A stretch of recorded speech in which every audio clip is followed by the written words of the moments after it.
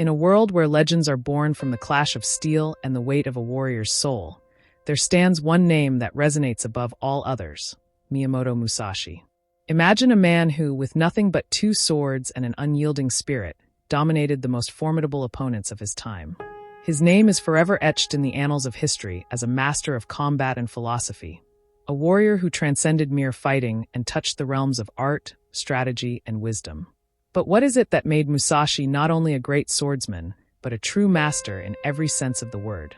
Miyamoto Musashi's journey is not one of simple conquest, but a tale of personal evolution, of honing both mind and body, mastering not only his craft but his very soul. It is a path paved with sacrifice, discipline, and relentless pursuit of self-perfection. His life serves as a blueprint for anyone seeking mastery in any field. From his early battles to his deep philosophical reflections, Musashi's path offers insights that go beyond the sword. Welcome to the Unfolding Journey YouTube channel. In today's video, we'll walk through the life and teachings of Miyamoto Musashi, a samurai who rose to become more than just a warrior. He became a philosopher, an artist, and a strategist whose ideas have influenced not only martial arts but countless other fields, from business to leadership. Whether you're a martial artist, a historian, or someone fascinated by stories of discipline and personal mastery, this video will take you through Musashi's fascinating path to greatness. Before we begin, don't forget to hit that subscribe button and join our community at the Unfolding Journey. We're committed to bringing you stories of legendary figures, timeless philosophies, and the wisdom they offer for modern life. Now, let's dive into the path of one of Japan's greatest warriors. Miyamoto Musashi was born in 1584 in the Harima province of Japan during the Sengoku period, a time of constant warfare and political upheaval. This era, often called the Warring States period, was marked by the constant struggle between samurai clans for control of the country. The samurai were not just warriors, but also scholars, philosophers, and strategists, often blending martial prowess with intellectual pursuits. Musashi, born into this tumultuous time, would grow up in a world where combat was a way of life. Musashi's early life is shrouded in mystery, with many of the details unclear or speculative.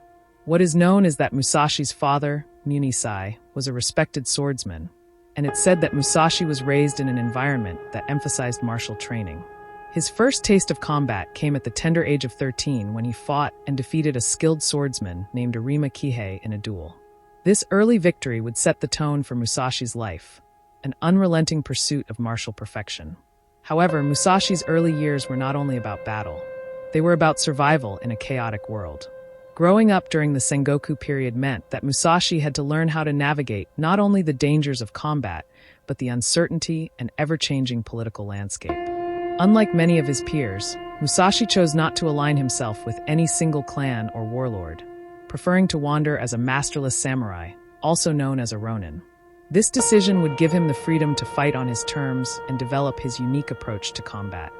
The most famous event in Musashi's life, and perhaps the one that immortalized his name, was his duel with Sasaki Kojiro in 1612. Sasaki Kojiro was a highly skilled swordsman who was renowned for his long sword style, known as the Monahashizo, which was said to be unbeatable. Kojiro's reputation was so formidable that many considered him the greatest swordsman of the time. In contrast, Musashi, by this point, had already gained a reputation for his unconventional fighting style and undefeated record in duels. The duel between Musashi and Kojiro was set on the remote island of Ganryu. The battle would not only be one of physical skill but a psychological war, as Musashi's approach was unorthodox from the start. He arrived late for the duel, deliberately throwing Kojiro off balance and forcing him into a state of frustration.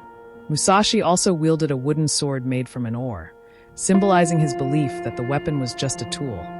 What truly mattered was the mind of the warrior using it. The duel itself was quick and decisive. Musashi's calmness, coupled with his ability to anticipate Kojiro's moves, led him to victory. With a single strike, Musashi ended the battle, forever cementing his place in history. But the significance of the duel was more than just the physical victory. It was a statement about Musashi's philosophy, about the power of strategy, psychology, and adaptability in combat. Musashi didn't just rely on his skill with the sword. He relied on his ability to think ahead, to control the situation, and to maintain mental clarity in the face of danger. Following his victory over Sasaki Kojiro, Musashi retreated from public life, seeking solitude to reflect on his experiences. It was during these years of reflection that Musashi wrote his most famous work, the Book of Five Rings, Go-Rin no Sho, a treatise on martial strategy, philosophy, and combat. In this text, Musashi outlined his views on the nature of combat and the principles that governed it. He broke down the strategy into 5 elements: earth, water, fire, wind, and void. Earth symbolizes the foundation. Musashi emphasized the importance of mastering the basics and understanding the fundamental principles that underlie all things. This principle applies not just in combat, but in any pursuit. One must first understand the core elements before building upon them. Water represents adaptability. In combat, as in life, circumstances constantly change. Musashi taught that the key to victory is the ability to adjust and flow with the situation, just as water adapts to the shape of its container. Fire embodies intensity. Musashi believed that at the right moment, a warrior must strike decisively and with overwhelming power. Fire represents that swift, decisive action that turns the tide of battle. Wind refers to the understanding of other schools of thought. Musashi advised that one should not only master one's own techniques, but also understand the strategies and philosophies of others. By doing so, one can better anticipate and counter their opponent's moves. Void represents the highest level of mastery, a state of mind where a warrior acts without thought, instinctively and without hesitation. It is the ultimate form of transcendence, where the line between thought and action blurs, and a person becomes one with their craft. The Book of Five Rings has become a fundamental text not only for martial artists, but for anyone seeking mastery and strategic insight. Musashi's philosophical approach transcends combat, providing lessons on leadership, decision-making, and personal growth. His insights into the mental aspects of combat, the importance of clarity, and the power of adapting to change resonate with people in various fields, whether business, sports, or even personal relationships. After writing the Book of Five Rings, Musashi continued his journey of self-discovery. He spent his later years in seclusion, living in a cave on the island of Gonryu, where he continued to refine his skills and reflect on his life's journey. It was here that he turned to other forms of artistic expression, including calligraphy and painting. Musashi's art reflected the same principles that guided his swordsmanship: simplicity, clarity, and discipline. Although Musashi withdrew from the public eye, his influence continued to grow. He took a small number of students under his wing and passed on his knowledge, ensuring that his unique two-sword style, Niten Ichi-ryu, would survive long after his death. His teachings continued to shape the way martial artists, strategists, and philosophers viewed combat, mastery, and self-improvement. Miyamoto Musashi passed away in 1645 at the age of 61, but his legacy has lived on for centuries. His writings, his duels, and his teachings have influenced generations of warriors, leaders, and thinkers. Musashi was not only a master swordsman, he was a master of the mind. His approach to combat, which emphasized strategy, mental discipline, and adaptability, remains a guide for anyone seeking to master any craft. Musashi's legacy also lies in his philosophy of self-mastery. He understood that true mastery is not just about defeating others, but about conquering oneself.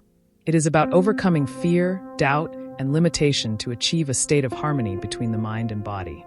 This philosophy resonates with anyone striving for excellence in their field, whether in martial arts, business, or personal development. Miyamoto Musashi's path was one of continuous growth, both as a warrior and as a philosopher. His life is a testament to the power of discipline, adaptability, and self-mastery.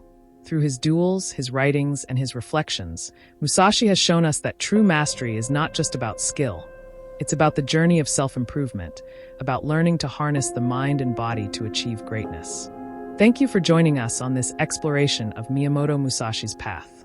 If you found inspiration in Musashi's story, be sure to subscribe to The Unfolding Journey for more deep dives into the lives of legendary figures, timeless philosophies, and lessons that can help guide us on our own paths to mastery.